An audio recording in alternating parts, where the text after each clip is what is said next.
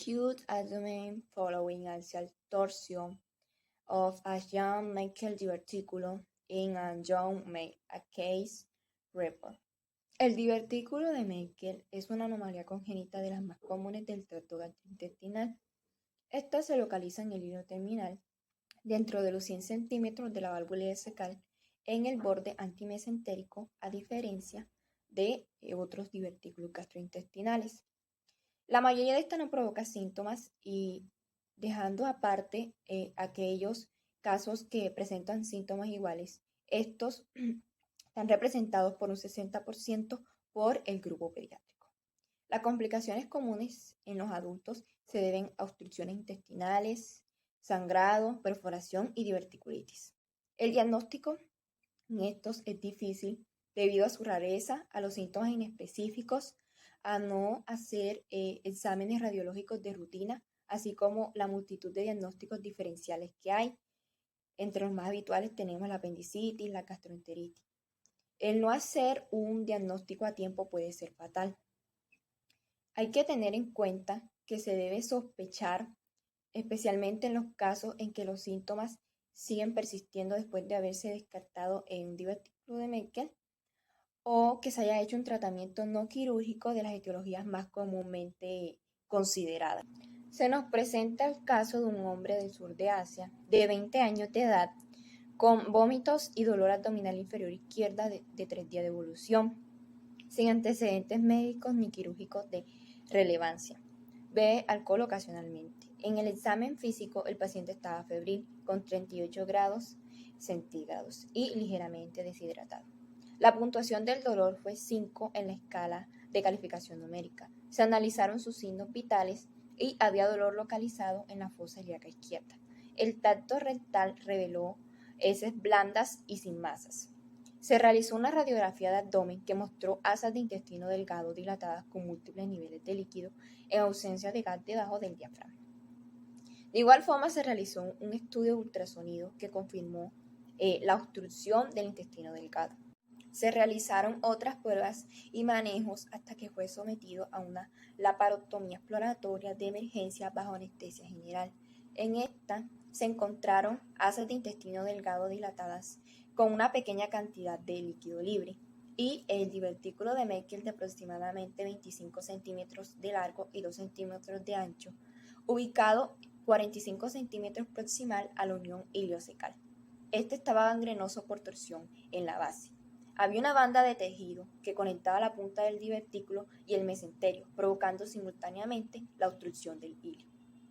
No había malrotación del intestino. Este divertículo de Meckel gangrenoso se resecó con una parte del intestino delgado adyacente. Posteriormente se realizó una descompresión del intestino delgado y hubo anastomosis iliotermino-terminal. La histología reveló tejido gástrico y pancreático ectópico. Después de la cirugía fue llevado a cuidados postoperatorios, en donde fue dado de alta a los 5 días sin ninguna complicaciones durante este tiempo, y después de un año de seguimiento, no presentó ninguna complicación relacionada con la cirugía. Discutiendo respecto al caso, tenemos que un divertículo verdadero es aquel que contiene las 3 capas de la pared intestinal. Al respecto, un divertículo de Meckel es un divertículo verdadero. La mayoría de los pacientes con esta permanecen asintomáticos. Sin embargo, los síntomas aparecen en el 4 a 6% de los casos.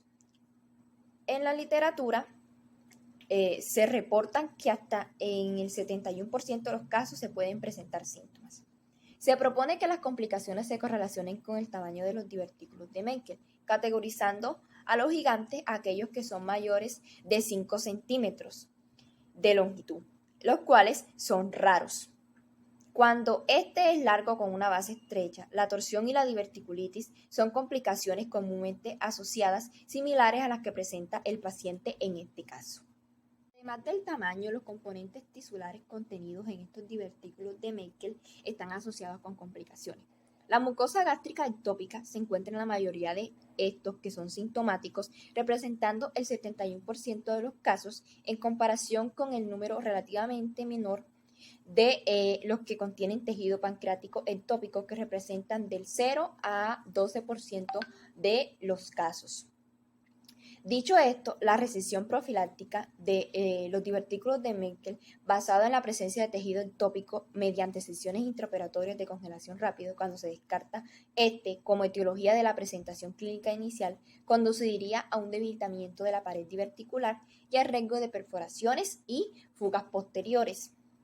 El dolor abdominal en el lado izquierdo y la sensibilidad localizada en la presentación inicial fueron bastante inusuales en el paciente de este caso presentado. Se excluyeron posibles diagnósticos diferenciales y finalmente se determinó la sintomatología atribuido al divertículo de Meckel gangrenoso y torcido. En comparación con los estudios con varios más convencionales, la tomografía computarizada multidetector y la enterografía computarizada y la enterofísis tienen una tasa de detención más altas que otras modalidades de imágenes al momento de hacer el diagnóstico del divertículo de Meckel.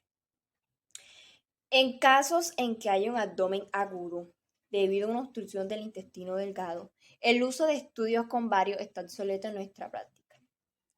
Mientras que la ecografía puede que no proporcione una información útil debido a la distensión gaseosa que hay en el intestino. La falta inmediata de disponibilidad de tomografía computarizada y otras modalidades de imágenes más sofisticadas en entornos de bajos recursos, como es el caso del centro a donde llegó el paciente de este caso, es igualmente un factor de confusión al momento de diagnosticar antes de la cirugía esta anomalía. Todos los divertículos de Meckel sintomáticos deben ser resecados. Para esto, tanto la laparostomía como la laparoscopia se adoptaron con éxito. La diverticulotomía, la resección segmentaria o en cuña son abordajes quirúrgicos documentados en casos de obstrucción del intestino delgado con divertículo de Meckel. En una obstrucción intestinal complicada, diverticulitis complicada con base inflamada o perforada y cuando hay tumor, se recomienda resección en cuña o segmentaria. Siempre que la base esté sana, la resección en cuña ofrece más beneficios en comparación con la resección segmentaria. Esta obstrucción impulsó a proceder, en el caso de este paciente, con la resección segmentaria del ilion y la anastomosis terminal.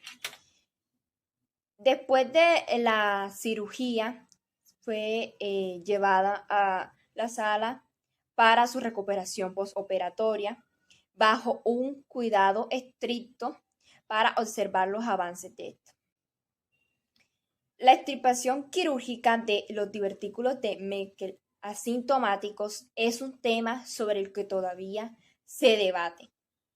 Concluyendo, los divertículos de Meckel gigantes se han asociado con un mayor riesgo de complicaciones como torsión, diverticulitis, intussuscepción y obstrucción del intestino delgado.